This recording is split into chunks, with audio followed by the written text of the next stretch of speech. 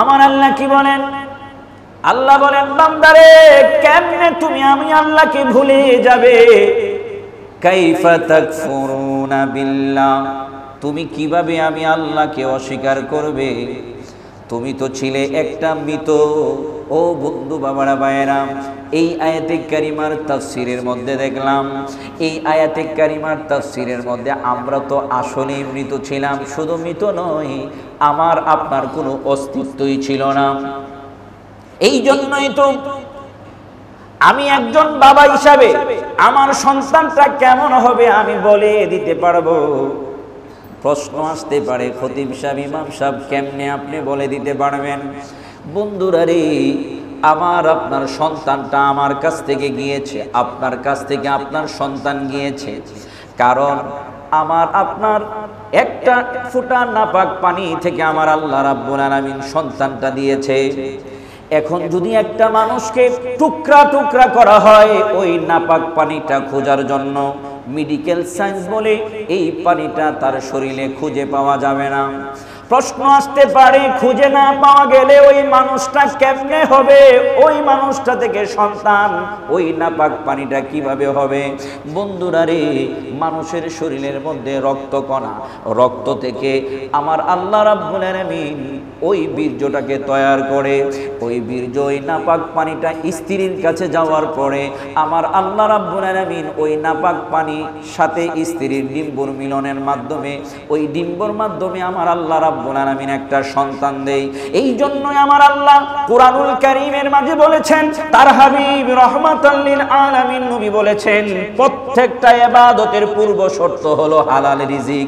আল্লাহর দরবারে কোনো কিছু কবুল হওয়ার জন্য তার হালাল রিজিকটা লাগবে। ও বন্ধু, সন্তানটা আপনার ভালো হবে না মন্দ হবে? সন্তানটা আপনার ওলি আল্লাহ সন্তান হবে, আল্লাহওয়ালা সন্তান হবে কি হবে না, এটার বিচার আমি আপনি নিজেই করতে পারবো। প্রশ্ন আসবে, কেমনে করব? আমার শরীরের রক্ত থেকে এই বীর্যের ফোঁটাটা হয়েছে, নাপাক পানিটা হয়েছে। আমার শরীরের রক্তটা কি দিয়ে তৈরি হলো? আমি দুনিয়ার জমিনে যা কিছু উপার্জন করে খেয়েছি, আমার ওই থেকেই শরীরের রক্তটা তৈরি হলো। আমি যদি মূল খুঁজি, আমার উপার্জনটা কি হালাল ছিল না হারাম ছিল? উপার্জনটা যদি হালাল হয়, আমার শরীরের রক্তটা হালাল। শরীরের রক্ত থেকে যেই বীর্যটা হয়েছে, এই বীর্যটা হালাল। ওই যেই বীর্য থেকে সন্তানটা হয়েছে, এই সন্তানটা একটা ভালো সন্তান। আর যদি আমি আপনি নিজে নিজে হিসাব করি, আমার উপার্জিত সন্তান সম্পদ হারাম, ওই হারাম থেকে আমার শরীরে খাবার খেয়েছি, রক্তটাও হারাম। ওই রক্ত থেকে বীর্য হয়েছে, বীর্যটাও হারাম, নাপাক পানিটাও হারাম। ওই নাপাক পানিটা থেকে সন্তান হয়েছে, এই সন্তানটাও আমার কতটুকু বাধ্য সন্তান হবে আমরা হিসাব মিলাইতে পারবো? কথা কোন ঠিক কিনা? অনেকেই বলে আমার সন্তানটা কথা শুনে না, আমার সন্তানটা ঠিকভাবে চলে না। নিজেকে নিজে প্রশ্ন করেন, আমার সন্তান আমার কথা কেন শুনে না? আমার সন্তান কেন আমার ভাগ্যগত নয়? আমার সন্তান কেন আমার কথা মতো চলে না? নিজেকে নিজে প্রশ্ন করলে জবাব পেয়ে যাবে। আমার রক্তটা যদি শরীরের মধ্যে হালাল রক্ত হয়ে থাকে, আমার সন্তানটাও বাধ্য সন্তান হবে। কথা কয় আমার বন্ধু বাবারা ভাইয়েরা, মূল আলোচনার দিকে চলে আসি। আমার আল্লাহ রাব্বুল আলামিন চমৎকার ভাবে ডাক দিয়ে বলেন, তোমরা ছিলে মৃত, আমরা মৃত ছিলাম। এই কথা থেকে আমি ওই জায়গায় গেলাম। আমরা মৃত ছিলাম, আমাদের কোনো অস্তিত্ব ছিল না। একটা মানুষকে যদি টুকরা টুকরা করা হয়, তার বীর্য খুঁজে পাওয়া যাবে না। রক্ত থেকে আমার আল্লাহ রাব্বুল আলামিন ওই বীর্যটাকে তৈয়ার করলেন। তাহলে এই বীর্যটা তৈয়ারের মালিক কে? আল্লাহ বলেন, তোমরা মৃত ছিলে, তোমাদের কোনো অস্তিত্ব ছিল না। আমি আল্লাহ রাব্বুল আলামিন তোমাদেরকে বানাইলাম। আল্লাহ রাব্বুল আলামিন আমাদেরকে বানাইলেন। বানানোর কত সুন্দর প্রসেস! আহা, একটু যদি চিন্তা করি, স্বামী আর স্ত্রী দুইজনের মাধ্যমে, একজন পুরুষ আর একজন নারী, এই দুইজনের মাধ্যমে সন্তান দুনিয়ার জমিনে আসে।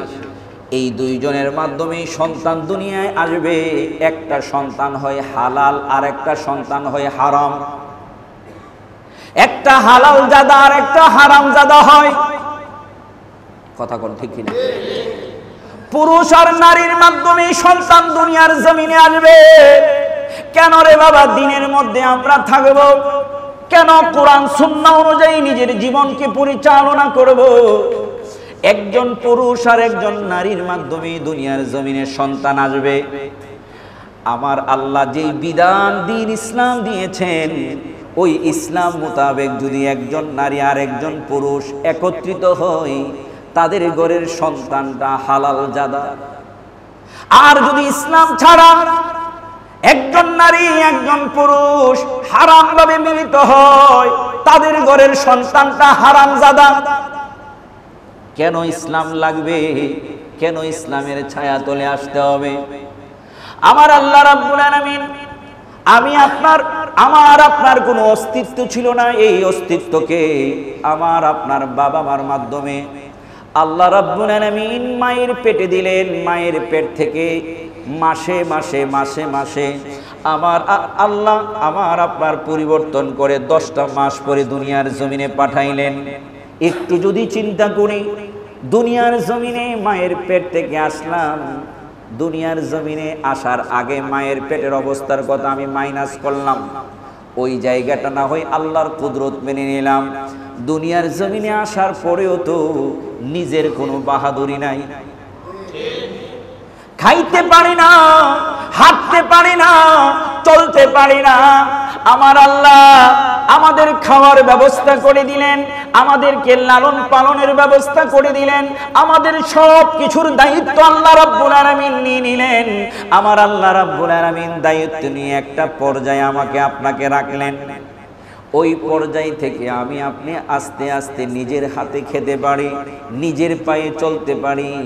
আস্তে আস্তে আমি আপনি শিশু বয়স থেকে কিশোর বয়সে উপনীত হলাম, কিশোর থেকে আস্তে আস্তে যুবক হলাম, আস্তে আস্তে যুবক থেকে বৃদ্ধ হলাম। ও বন্ধু, নিজের জীবনের কয়েকটা স্টেপ আমরা পার করলাম। কিভাবে আমার আল্লাহকে ভুলে আমরা থাকব?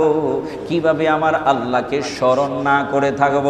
আল্লাহ সুবহানাহু ওয়া তাআলা কত সুন্দরভাবে আমাদের সামনে আমাদের নিজের জীবনের এই অস্তিত্বটুকু উপস্থাপন করেছেন।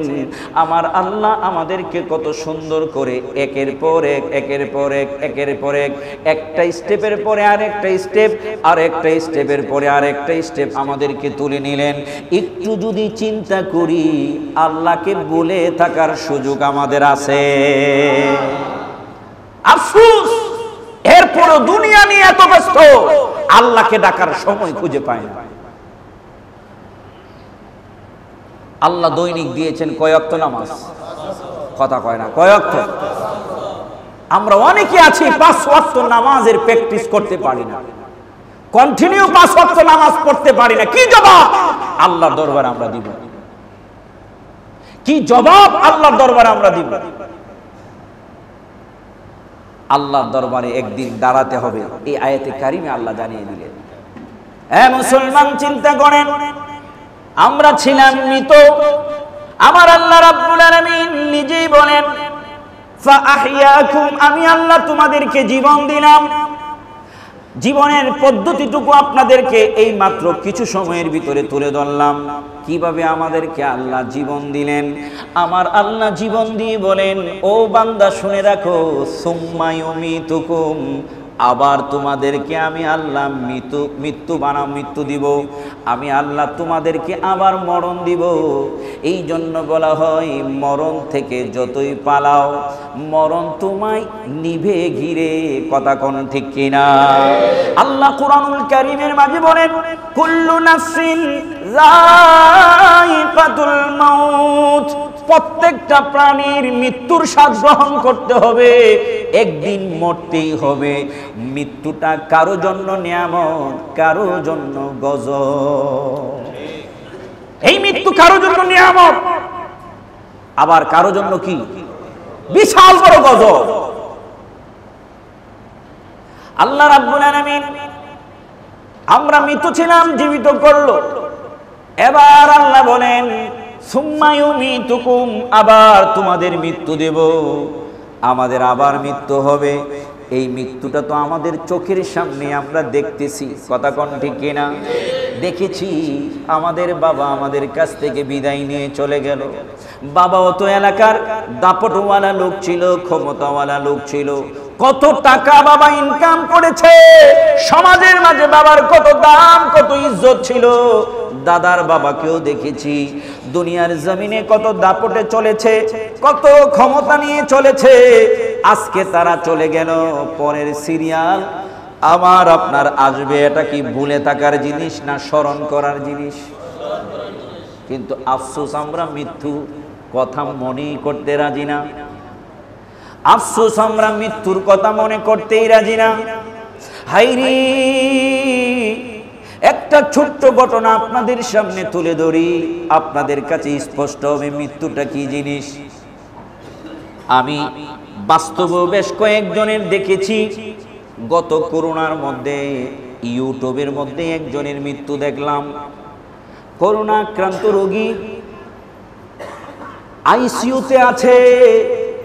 ওই রোগীটা এমন ভাবে শ্বাস নিঃশ্বাস নিতে কষ্ট হচ্ছে, তার ছটফট ছটফট লাগতেছে। ওই জায়গায় একজন ডাক্তার গ্লাসের বাহির থেকে তার সব চিকিৎসা দিচ্ছে। নার্সরা তার শরীরের মাঝে সব প্রকারের প্রোটেকশন লাগিয়ে তার কাছে গিয়ে চিকিৎসা চালাচ্ছে। তার ছেলে, তার স্ত্রী, তার আপনজনেরা বাহির থেকে গ্লাস দিয়ে দেখতেছে তাকে, সেও চোখ দিয়ে ঝরঝর করে পানি ছাড়ছে আর তাদেরকে দেখতেছে। মুখ দিয়ে নাড়িয়ে নাড়িয়ে অক্সিজেন লাগানো কি যেন লোকটা বলতে চাচ্ছে, কিন্তু আপনজনেরা কেউ তার কাছে আসে না, ড্রেস পরেও তার কাছে আসে না দেখার জন্য, সবাই গ্লাসের বাহিরে আছে। ওই লোকটা হাত পা নাড়িয়ে নাড়িয়ে শ্বাস প্রশ্বাসের কষ্ট গুণা অক্সিজেন লাগানো, তারপরও এত কষ্ট, ছটফট ছটফট। ওই লোকটার ছটফট দেখে ডাক্তার নিজেই চোখের পানি ছেড়ে দিল। মানুষ কি এত কষ্ট সহ্য করতে পারে? একদিন নয়, 2 দিন নয়, এইরকম যন্ত্রণা নিয়ে লোকটা 7টা দিন কাটালো। 7 দিন পরে লোকটা মারা গেল। মারা যাওয়ার পরেও তার আপনজনেরা তার বডি স্পর্শ করে না, তার কাছে আসে না। ও বন্ধুরা রে, যেই লোকটা সংসারের জন্য সময় দিল, এত কিছু দুনিয়ার জমিনে তার অ্যাসেটে রেখে গেল, ওই মৃত্যুর সময় করোনা নামে ভাইরাসের কারণে তার আপনজনেরা তাকে স্পর্শ করে না, তার কাছে আসে না। এর চাইতে কঠিন মুহূর্ত আর কি হতে পারে? একটু নিজে চিন্তা করেন। এর চাইতে কঠিন মুহূর্তটা আর কি হতে পারে? ভদ্রলোক দুনিয়া থেকে চলে গেল, ভাড়া করা লোক এনে তাকে গোসল করানো হলো, কাফন পরানো হলো, লোকটাকে দাফন করা হলো। আপনজনেরা কবরের কাছে পর্যন্ত যায় নাই, দূর থেকে দেখেছে। এই রকম পরিস্থিতি পর্যন্ত মানুষের হয়েছে, মানুষ এই রকম পরিস্থিতি পর্যন্ত কাটিয়েছে। আমার আপনার মরণটা কোথায় লেখা আছে? আমি আপনি কোথায় মারা যাব আমার আপনার জানা নাই। আমি আপনি একদিন মরতে হবে, এটাই সত্য কথা। এই জন্য মৃত্যুর জন্য প্রস্তুত থাকাটা হলো একজন প্রকৃত মানুষের কাজ। আর এমন মৃত্যু কামনা করা, প্রতিটা মুহূর্তে নামাজ পড়ে পড়ে আল্লাহর দরবারে ফরিয়াদ করা, এমন একটা মরণ যেন তার হয় যেই মরণে আমার আল্লাহ সন্তুষ্ট থাকে, আল্লাহর হাবিব সন্তুষ্ট থাকে। এমন মরণটা যেন হয় জবান দিয়ে কালেমা নসিব হয়ে যায়। করোনার সময় এইরকম অহরহ মৃত্যু আমরা দেখেছি। এখন করোনা বাদ দিলাম, আমার আপনার এমনও তো চোখের সামনে মৃত্যু দেখি। লোকটা ট্রেনে কাটা পড়ে মারা গেছে। সে যে আমাদের আত্মীয়, আমাদের পরিচিত, তাকে চিনতে বড় কষ্ট হয়। এরকম আছে না নাই? এমন ভাবে অ্যাক্সিডেন্টে মারা গেছে, তার চেহারা থেতলে গেছে, শরীরের হাড্ডি মাংস একদম কাবাবের মতো হয়ে গেছে। তাকে খুঁজে পাওয়াটাই মানে কি বলে, একত্র করাটাই কষ্টকর। এরকম মৃত্যু তো আমাদের চোখের সামনে অনেকের হচ্ছে। এই জন্য মৃত্যু একদিন চিরসত্য বাস্তব, মৃত্যু থেকে পালানোর কোনো সুযোগ আমাদের নাই। কিন্তু এমন একটা মৃত্যু যেন আমাদের হয়, আল্লাহর কাছে সব সময় কামনা করা, যেই মৃত্যুটায় দুনিয়ার সব আমাদের জন্য কাঁদবে, আমরা হাসতে হাসতে আল্লাহর দিদারে চলে যাব। এমন একটা মৃত্যু আমাদের কামনা করা প্রয়োজন। আল্লাহ নিজে কোরআনুল কারীমের মাঝে বলেছেন, তোমাদেরকে আমি আল্লাহ জীবন দেওয়ার পরে তোমরা আবার আমি আল্লাহর কাছে তোমাদের যেতে হবে। আল্লাহ বলেন সুম্মা ইউমীতুকুম, তোমাদেরকে আবার মৃত্যু দেব। এরপরে এই মৃত্যু দেওয়ার পরে আমাকে আপনাকে আপনজনেরা দাফন করাবে, দাফন করায়া কবরের মধ্যে রেখে আসবে। কথা কোন ঠিক কিনা? এখানে অনেক প্রসেস আমাদের চোখের সামনে আমরা দেখি, কত মানুষকে এইরকম ভাবে গোসল করানোর পরে, কাফনের কাপড় পরানোর পরে, মসজিদে মাটি নিয়ে জানাজা দেওয়ার পরে, এরপরে গুরুস্থানে নিয়ে উপরে বাঁশ দিয়ে তাকে শুইয়ে, বাঁশ দিয়ে এরপরে কুদাল দিয়ে টেনে টেনে মাটি চাপা দেওয়া হচ্ছে। কথা কয় না? যেদিন আমার আপনার মৃত্যু হবে, ঠিক এমনি ভাবেই তো আমাকে আপনাকেও রাখবে। এই চিন্তাটুকু যদি একটু নিজের মধ্যে আসে, তখনই তো নিজেকে অন্যরকম ভাবে গড়ার একটা সুযোগ হয়ে যায়। নিজেকে গড়ার অন্যরকম একটা সুযোগ ভিতরে তৈরি হয়ে যায়। আল্লাহ বলেছেন, কাইফা তাকফুরুনা বিল্লাহ কুনতুম আমওয়াতান ফাহিয়াকুম সুম্মা ইউমীতুকুম, তোমরা জীবিত ছিলে, আবার তোমাদেরকে আমি আল্লাহ রাব্বুল আলামিন মৃত্যু দেব। এই মৃত্যুটা আমাদের চোখের সামনেই তো আমরা দেখেছি, দেখতে পাচ্ছি, অহরহ হচ্ছে। এই মৃত্যুটা একদিন আমাদেরও হবে। যত ক্ষমতাশালী হোক, যত দাপটওয়ালা হোক, যত সম্পদের মালিক হোক, মৃত্যু থেকে পালানোর সুযোগ। এই চিন্তা সব সময় রাখা প্রয়োজন। মৃত্যু তো আমার হবেই, মৃত্যুটা যেন এমন মৃত্যু হয়, মৃত্যুর পরে যেন মানুষ না বলে সে গেছে, আমরা ভাবছি। ওর মতো খারাপ মানুষ জীবনে দেখি না। এই মরসে এলাকাটা ঠান্ডা হয়েছে,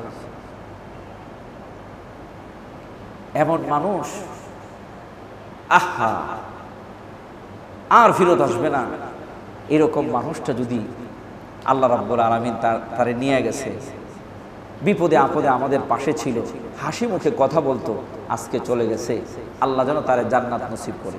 এই দুইটা কথার মধ্যে পার্থক্য আছে না নাই? এক কথার মাধ্যমে বোঝা যাচ্ছে সে কোন জায়গায় যাবে, আরেক কথার মাধ্যমে বোঝা যাচ্ছে সে কোন জায়গায় যাবে। কথা কোন ঠিক? মৃত্যু নিশ্চিত, তা অস্বীকার করার কোনো সুযোগ নাই। কোনো মেডিসিন আবিষ্কার হয় নাই আপনি বেঁচে যেতে পারবেন, কিন্তু এমন একটা মৃত্যু যেন আমাদের হয়, যেই মৃত্যুটাই আমার কবরের পাশে গিয়ে দুটি হাত বাড়িয়ে আল্লাহর দরবারে ফরিয়াদ করবে, আল্লাহ তুমি তাকে জান্নাতের সুউচ্চ মাকাম দান করো। এরকম একটা জিন্দেগি ঘোরে কবরে যাওয়ার দরকার।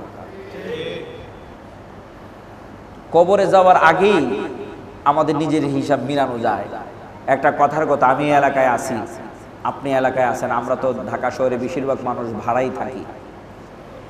যেই বাড়িতে ভাড়া থাকেন, এই বাড়িওয়ালা যদি কয় আল্লাহ হে এই ভাড়াওয়ালা গেছে, আমি বাঁচছি, এরকম আছে না অনেক? এই ভাড়াটিয়া গেছে, বাঁচছি। পাশের ফ্ল্যাটের লোক কয় আরে বাবা এর যন্ত্রণায় থাকতে পারছে না, গেছে, বাঁচছি। এই মাত্র অল্প একটু জায়গা যাওয়া মৃত্যু না, মাত্র চেঞ্জ করা, এক রুম থেকে আরেক রুম, এক ফ্ল্যাট থেকে আরেক ফ্ল্যাট, এক বাসা থেকে আরেক বাসা, এক মহল্লা থেকে আরেক মহল্লা, এক এলাকা থেকে আরেক এলাকা। এতটুকু থেকে তো হিসাব মিলানো যায় আমি আপনি কেমন। আমার মুসল্লি বাবারা, ভাইয়েরা, জীবনটা অল্প কিছুদিন। আল্লাহর হাবিব সাল্লাল্লাহু আলাইহি ওয়াসাল্লাম বলেছেন, আদ-দুনিয়াউ মাজরাতুল আখিরাহ, দুনিয়াটা হচ্ছে পরকালের আপনার জন্য নেকের পাল্লা ভারী করার একটা বিশাল কৌশল। এই কৌশল আল্লাহর হাবিব সাল্লাল্লাহু আলাইহি ওয়াসাল্লাম আমাদেরকে শিখিয়ে গেছেন। আমার কথার মাধ্যমে সওয়াব অর্জন হবে, আমার হাসির মাধ্যমে সওয়াব অর্জন হবে, আমার হাতের মাধ্যমে সওয়াব অর্জন হবে, আমার চোখের চাহনির মাধ্যমে সওয়াব অর্জন হবে, আমার পায়ের মাধ্যমে সওয়াব অর্জন হবে। এই সওয়াব অর্জন করার কৌশলগুলো আমাদের আল্লাহর হাবিব সাল্লাল্লাহু আলাইহি ওয়াসাল্লাম শিখিয়ে গেছেন। আমি আপনি যদি ওইভাবে নিজেকে পরিচালনা করি, ওইভাবে চালাই, আমার আপনার এই জীবনটা হবে সোনার জীবন, আমার আপনার এই জিন্দেগিটা হবে নাজাতি জিন্দেগি, আমার আপনার জিন্দেগিটা হবে আল্লাহর সন্তুষ্টি অর্জন করার জিন্দেগি। কথা কোন ঠিক কিনা? এই জন্য আমার মুসল্লি বন্ধুরা, আল্লাহ এই আয়াতে কারিমার মাঝে স্পষ্ট আমাদেরকে জানায় দিলেন, ও বান্দারে তোমরা শুনে রাখো, আমি আল্লাহর কাছে তোমাদের কেমনে যাইবা আমি আল্লাহ তোমাদেরকে বলে দিলাম। কাইফা তাকফুরুনা বিল্লাহ, কেমনে আমি আল্লাহকে তোমরা অস্বীকার করবে, আমি আল্লাহর নাফরমানি করবে। কাইফা তাকফুরুনা বিল্লাহি ওয়া কুনতুম আমওয়াতান, তোমরা ছিলে মৃত, ফাআহিয়াকুম, তোমাদেরকে আমি আল্লাহ জীবিত করলাম। সুম্মা ইউমিতুকুম, তোমরা আবার মৃত্যুর কোলে ঢলে পড়বে। সুম্মা ইউহয়িকুম, মৃত্যুর কোলে ঢলে পড়ার পরে হাসরের কি বলে কবরের লম্বা সময়টা পার হওয়ার পরে আমার আল্লাহ কিয়ামত নামে একটা সংগঠন করবেন, কিয়ামত ঘটাবেন। কিয়ামতের সময় সিংহায় ফুৎ দেওয়া হবে, ইসরাফিল আলাইহিস সালাম সিংহায় ফুৎ দিবেন, সবাইকে আমার আল্লাহ আবার একটা মাঠে দাঁড় করবেন। আল্লাহ বলেন সুম্মা ইউহয়িকুম, আবার তোমাদেরকে আমি আল্লাহ জীবিত করব ওই হাসরের ময়দানে। তোমরা আমি আল্লাহর সামনেই দাঁড়াইতে হবে। আল্লাহ বলেন সুম্মা ইউহয়িকুম সুম্মা ইলাইহি তুরজাউন, সকলেই অতঃপর আমি আল্লাহর সামনে হাজির হয়ে যাবে।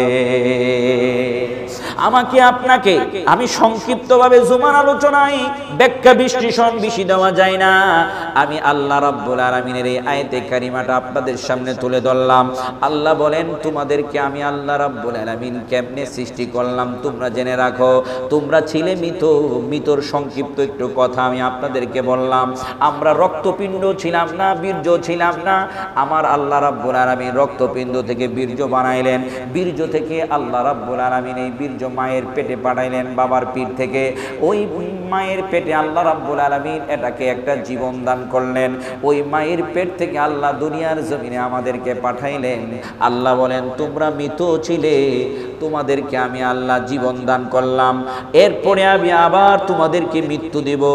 জীবনের 50, 60, 70 বছর অতিক্রম করার পরে আবার আমাকে আপনাকে মৃত্যুর কোলে ঢলে পড়তে হবে। আমাকে আপনাকে নিয়ে পাড়া প্রতিবেশী আপনজনেরা কবরের ভিতরে দাফন করে চলে আসবে। ওই জায়গাটার মাঝে আমাকে আপনাকে অবস্থান করতে হবে। এরপরে ওই জায়গা থেকে আমার আল্লাহ সুম্মা হিয়াকুম, আবার আমাদেরকে জীবিত করবেন। জীবিত করার পরে আল্লাহ জানায়া দিলেন কোন জায়গায় আমাদেরকে রাখবেন। আমার আল্লাহ ডাক দিয়ে বলেন তোমরা সকলেই আমি আল্লাহর সামনে এসে দাঁড়ায়া যাবে। আল্লাহ স্টেপগুলো আমাদেরকে জানায়া দিলেন। আমাদের কোনো অস্তিত্ব ছিল না, আমাদের কিচ্ছু ছিল না। ওই জায়গা থেকে আল্লাহ আমাদের প্রাণ দিলেন, জীবন দিলেন, আবার মৃত্যু দিবেন, মৃত্যুর পরে আবার জীবন দিবেন, আবার জীবনের পরে আল্লাহর সামনে গিয়ে আমাদের দাঁড়াইতে হবে। এই স্টেপগুলো যদি আমরা নিজের মধ্যে স্মরণ রাখি, প্রতিনিয়ত আমার আপনার মাঝে থাকে, এই চিন্তাটার মাধ্যমে আমি আপনি সঠিক রাস্তা পেয়ে যাব। আমার বন্ধু বাবারা ভাইয়েরা, আলোচনার শেষ প্রান্তে আজকের বিষয়টার পরিপ্রেক্ষিতে আপনাদের সামনে একটা কথা তুলে ধরি। আল্লাহ নবী রহমাতাল লিল আলামিন নবী বলেন যেহেতু মৃত্যু আমাদের হবে, মৃত্যুর কথা স্মরণ রাখার একটা কৌশল আমার নবী শিখিয়ে দিলেন। নবীজি বলেন তোমরা কবরের কাছে যাবে, কবর জিয়ারত করবে। এই কবর জিয়ারতের মাধ্যমে তোমাদের মৃত্যুর কথা স্মরণ হবে।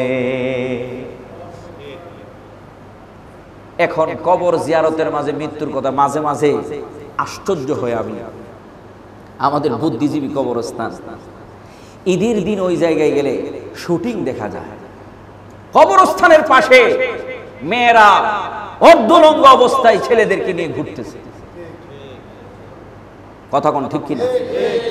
আজকে আমাদের সমাজটার কি পরিস্থিতি হয়েছে, এটার জন্য দায় আমরা। আমরা সেই পরিস্থিতি তৈরি করছি। কবরকে কবরের মতো রাখতে হবে, কথা কোন ঠিক কিনা? কবরকে পার্ক বানানো যাবে না, মসজিদকে মসজিদের মতো রাখতে হবে, মসজিদকে বাজার বানানো যাবে না, কথা কোন ঠিক কিনা? আমরা মসজিদকে বাজার বানিয়ে নিচ্ছি। কথাটা আবার অন্যদিকে আপনারা নিবেন না। বলতে পারেন মসজিদকে বাজার বানানো কিভাবে? এখন ইনকামের জন্য অনেকে মসজিদ অর্ধেকটা করে মসজিদ আর অর্ধেকটা করে মার্কেট, দোতলা তিনতলা, নিচতলা দোতলা মার্কেট, তিনতলা মসজিদ, এরকম আছে না নাই? আমার নবী বলেন পৃথিবীর জমিনে শ্রেষ্ঠতম জায়গা হচ্ছে মসজিদ আর নিকৃষ্টতম জায়গা হচ্ছে বাজার। এখন আমরাই বাজার আর নিকৃষ্ট আর উৎকৃষ্ট জায়গাকে একসাথে করছি, কথা কোন ঠিক কিনা? তিনতলায় নামাজ চলে, দুতলায় আর নিচতলায় গান চলে, কথা কয় না? বানানোর জন্য যারা এরকম করেছে পরিকল্পনা করে, তাদের কবরে কি এটার সওয়াব যাবে না? এটার অবস্থা যাবে না? হিসাব মিলাইতে হবে।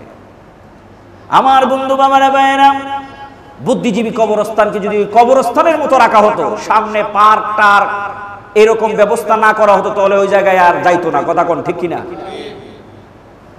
যেই জায়গাটা যেই জন্য তৈরি করা হয়েছে, ওই ভাব গাম্ভীর্যতা ঠিক ওই রকম রাখা প্রয়োজন। আজকে সুনামগঞ্জে বন্যা হচ্ছে, শেরপুরে বন্যা হচ্ছে, একের পর এক বিপদ আমাদের সামনে আসছে, রাসেল বাইপার আসছে, একের পর এক আসার পরেও আমরা হুঁশিয়ার হচ্ছি না, কথা কোন ঠিক কিনা? আমি আশ্চর্য হয়ে দেখেছি এবং গভীর চিন্তা করে দেখেছি, রাসেল বাইপার সাপ গুলান যেরকম, আমি অনেক গুলান কবরের বর্ণনা দেখেছি এবং শুনেছি। এই কবরে কবর খুদার পরে সাপ পাওয়া গেছে, ওই লাশ রাখার আগে অনেকগুলো সাপ রাখা গেছে। রাসেল বাইপারটা ঠিক যেই রকম, কবর খুঁড়ার পরে ওই রকম ঠিক সাপ ওই কবরে পাওয়া গেছে, ঠিক একই কালার একই মডেলের সাপ পাওয়া গেছে। কবর চেঞ্জ করে আরেকটা কবর খুদা হলো, ওই কবরও ঠিক একই রকমের সাপ, আরেকটা কবর খুদা হলো, ওই কবরও একই রকমের সাপ।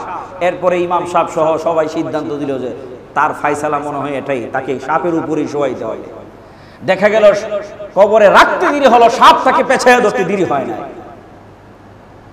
এরকম কত দৃশ্য আমাদের সামনে, এগুলা আমাদের কর্মের ফল, এগুলো আমাদের কর্মের ফল। এত মিস কল আল্লাহ আমাদেরকে দেয়, এরপর আমরা হুঁশিয়ার হয় না। এই মিস কলের পরে একদিন ডাইরেক্ট কল আসার সুযোগ আছে না নাই?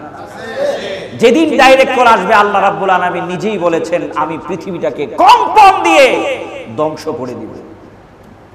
ওই দিন আর পালানোর কোনো সুযোগ নাই। আমার মুসল্লি বন্ধুরা, দুনিয়াটায় আসার ধারাবাহিকতা আছে, যাওয়ার ধারাবাহিকতা নাই। আমি আছি, বাবা আছে, দাদাও আছে, চোখের সামনে ছেলে চলে গেছে, টকবকে যুবক নাতিটা চলে গেছে, চোখের সামনে বিসিএস ক্যাডার, মাত্র বিসিএস শেষ করে চাকরিতে জয়েন করেছে, মাস শেষ হয় নাই, তার বেতনটা আসবে, সে দুনিয়া থেকে চলে গেছে। এরপরও আমাদের হুঁশ হয় না, এরপরও আমরা সঠিক রাস্তায় আসি না।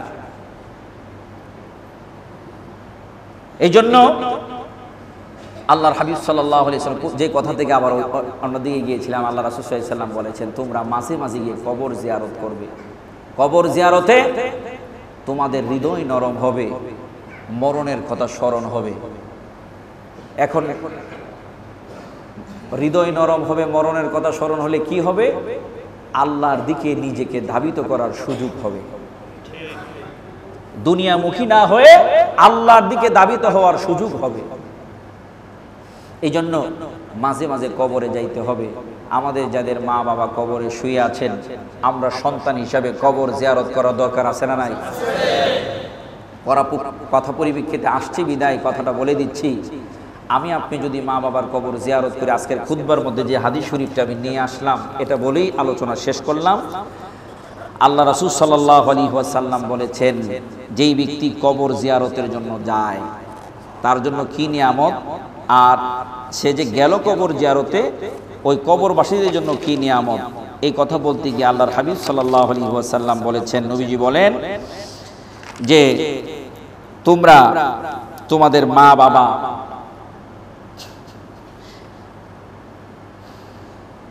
হযরত আব্দুল্লাহ ইবনে আব্বাস রাদিয়াল্লাহু তাআলা আনহু থেকে হাদিস শরীফটা বর্ণিত। তিনি বলেন, নবী করিম সাল্লাল্লাহু আলাইহি ওয়াসাল্লাম ইরশাদ করেছেন, মৃত ব্যক্তি কবরে ডুবন্ত সাহায্য প্রার্থী মানুষের মতো। সে পিতা, মা, ভাই অথবা বন্ধু দুয়ার অপেক্ষায় থাকে। হাদিস শরীফ গভীরভাবে খেয়াল। আল্লাহ রাসূল সাল্লাল্লাহু আলাইহি সাল্লাম বলেন, মৃত ব্যক্তিরা কবরে ডুবন্ত সাহায্য প্রার্থী মানুষের মতো। সে পিতা, মা, ভাই অথবা বন্ধুর দোয়ার অপেক্ষায় থাকে। যখন তার নিকট দোয়া পৌঁছে, তা তার নিকট দুনিয়া ও তার মধ্যে যা রয়েছে তা অপেক্ষা অধিক প্রিয় হয়।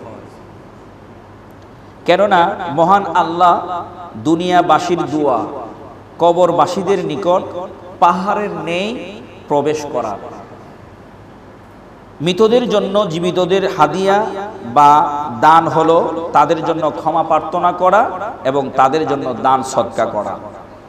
মৃত ব্যক্তিদের কাছে জীবিতদের হাদিয়া, আমরা একজন আরেকজনকে উপহার দেই, আর মৃত ব্যক্তিদের জীবিতদের কাছে মৃত ব্যক্তির হাদিয়া হচ্ছে তার জন্য দোয়া করা, ক্ষমা প্রার্থনা করা আর তার জন্য দান সদকা করা। আল্লাহ রাব্বুল আলামিন এটা তার কবরে পৌঁছায় দেয়। এই হাদিস শরীফটা থেকে ইনশাআল্লাহ আগামী জুমায় এর বিস্তারিত ব্যাখ্যা আপনাদের কাছে আসবে। এই হাদিস শরীফটা থেকে আমাদের কাছে বেশ অনেকগুলো মাসালা আমাদের কাছে স্পষ্ট আসবে। ইনশাআল্লাহ আগামী জুমায় এই মাসালাগুলো আপনাদের সামনে আমি তুলে ধরব। আমাদের যাদের মা বাবা কবরে শুয়ে আছেন, আপনজনেরা কবরে শুয়ে আছেন, আমরা প্রতি সপ্তাহে জুমাবারে চেষ্টা করব কাছাকাছি হলে কবর গিয়ে জিয়ারত করতে।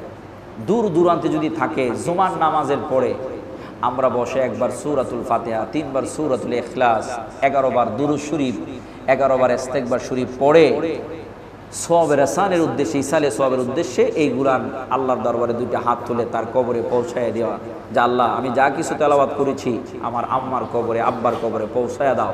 আল্লাহ রাব্বুল আলামিন আপনার আম্মার কবর যেই প্রান্তে থাকুক আল্লাহ এটাকে পৌঁছায় দিবে। সুবহানাল্লাহ।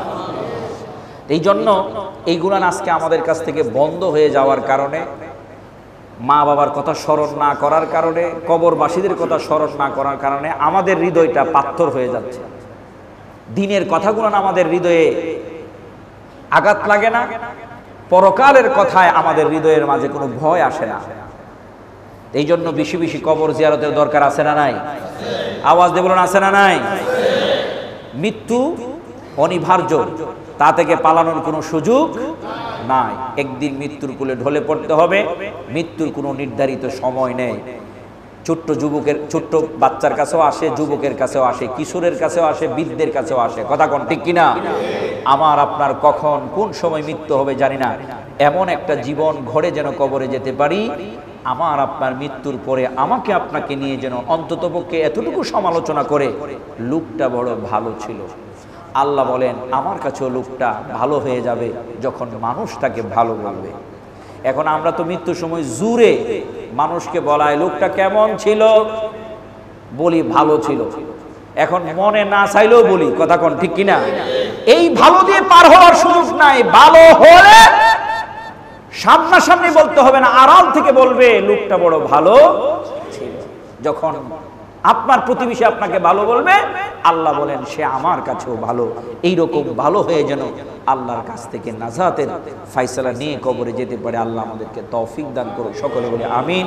ওয়া মা আলাইনা ইল্লাল বালাগ। আসসালামু আলাইকুম ওয়া রাহমাতুল্লাহি ওয়া বারাকাতুহু।